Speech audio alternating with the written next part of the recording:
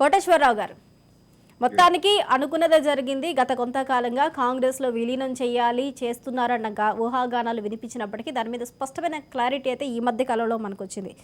అయితే ఇప్పుడు షర్మిల ఏపీకి తెలంగాణకి ఎందుకు వెళ్ళారన్న కారణాలు పక్కన పెడితే, ఏపీకి వచ్చిన తర్వాత ఇప్పటికే కొంతమంది ఎమ్మెల్యేలు తన వెంట ఉన్నారు అని కూడా చెప్తున్నారు. సుమారు 40 నుంచి 45 మంది ఎమ్మెల్యేలు. అలాంటి అప్పుడు ఇప్పటికే అసమ్మతి నేతలు అనేక మంది ఉన్నారు. మొదటగా చూసుకున్నట్లయితే ఫస్ట్ ఇన్ఛార్జీలు మారుస్తామంటూ కూడా 11 మందిని, ఇప్పుడు వచ్చిన సెకండ్ లిస్ట్లో చూస్తే టోటల్గా 27 మంది ఇన్ఛార్జీలను మారుస్తూ కూడా జగన్ ప్రభుత్వం నిర్ణయం తీసుకుంది. ఇందులో అసమ్మతి తారాస్థాయికి చేరుతుంది. ఇలాంటి పరిస్థితుల్లో రీసెంట్గా ఆళ్ల రామకృష్ణ రిజైన్ చేయటం, పార్టీకే కాకుండా పదవికి రిజైన్ చేయటం, ఆయన కార్యాలయాల్లో జగన్మోహన్ రెడ్డి ఫొటోస్ ఏవైతే ఉన్నాయో అవి బయటకు తీయటం, ఆయన బయటకు వచ్చి స్పష్టంగా ప్రకటించారు కూడా. ఏంటి అంటే అధిష్టానం షర్మిల కాంగ్రెస్లోకి వస్తే తన వెంట నడవడానికి మేము సిద్ధంగా ఉన్నాము అంటూ కూడా. అయితే ఈ పరిణామాలు ఎందుకు దారితీస్తాయంటారు? మరి జగన్మోహన్ రెడ్డిని వదిలేసి జగనన్న వదిలిన బాణం మరి తిరిగి జగన్ వైపుకి రావడానికి కారణాలేంటి?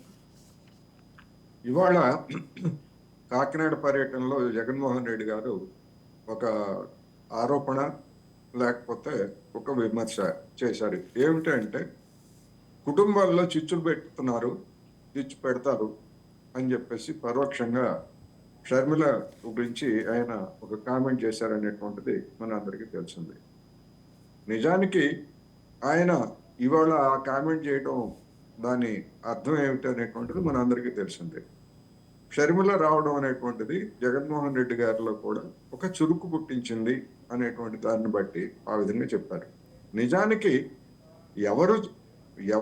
ఎవరి ప్రమేయం లేకుండానే రాజశేఖర రెడ్డి గారి కుటుంబంలో వచ్చినటువంటి చిచ్చు, అది ఆర్థికపరమైనటువంటి చిచ్చు అనేటువంటిది ఒక కోణం అయితే, రెండోది వైఎస్ షర్మిల గారికి రాజకీయ అధికారంలో భాగం పంచలేదు అనేటువంటిది కూడా బహిరంగ రహస్యం.